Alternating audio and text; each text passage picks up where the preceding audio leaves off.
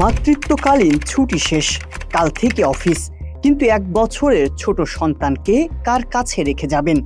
বাংলাদেশের লাখ লাখ কর্মজীবী মা প্রতিদিন এই এক নির্মম প্রশ্নের মুখোমুখি হন। অথচ 20 বছর আগে 2006 সালের শ্রম আইনেই স্পষ্ট বলা ছিল, যেখানে 40 জন নারী কাজ করবেন সেখানেই থাকতে হবে ডে কেয়ার।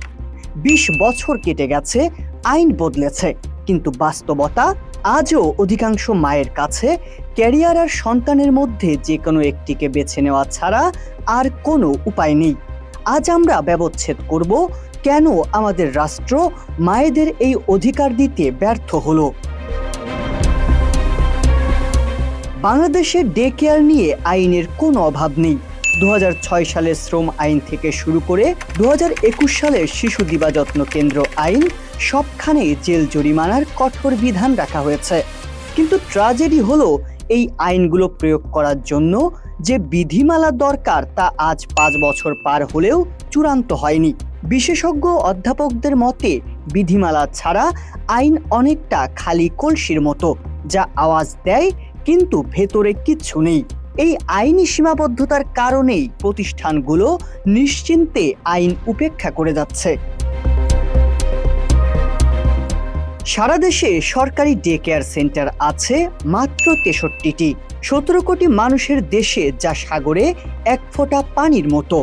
ব্র্যাকের 2026 সালের সর্বশেষ জরিপ বলছে 75% কর্মজীবী নারী কেবল মাতৃত্ব ও পারিবারিক দায়িত্বের চাপে চাকরি ছেড়ে দিতে বাধ্য হয়েছেন।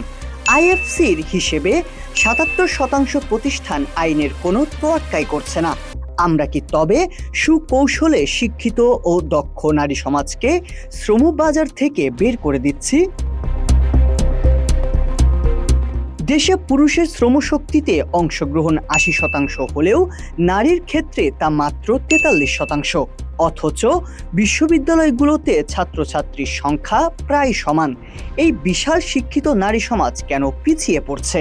উত্তরটা লুকিয়ে আছে বিবিএস এর জরিপে। একজন বিবাহিত নারী পুরুষের চেয়ে 7 গুণেরও বেশি অবৈতনিক গৃহস্থালী কাজ করেন। আইএলও বলছে, যত্ন খাতে জিডিপির মাত্র 4% বিনিয়োগ করলে 2035 সালের মধ্যে 70 লক্ষ নতুন কর্মসংস্থান তৈরি হতে পারে। কিন্তু নীতি নির্ধারকরা আজও ডে কেয়ারকে দেখেন বিলাসিতা হিসেবে। সন্তান জন্ম নেওয়া কোনো প্রাকৃতিক নিয়তি বা অপরাধ নয় যে তার কারণে একজন নারীর ক্যারিয়ার থেমে যাবে। 20 বছর ধরে আমরা কেবল আইনই বানিয়েছি, কিন্তু কার্যকর ব্যবস্থা গড়ে তুলিনি। এটি কোনো নারীর ব্যক্তিগত সমস্যা নয়, এটি রাষ্ট্রের নীতির ব্যর্থতা।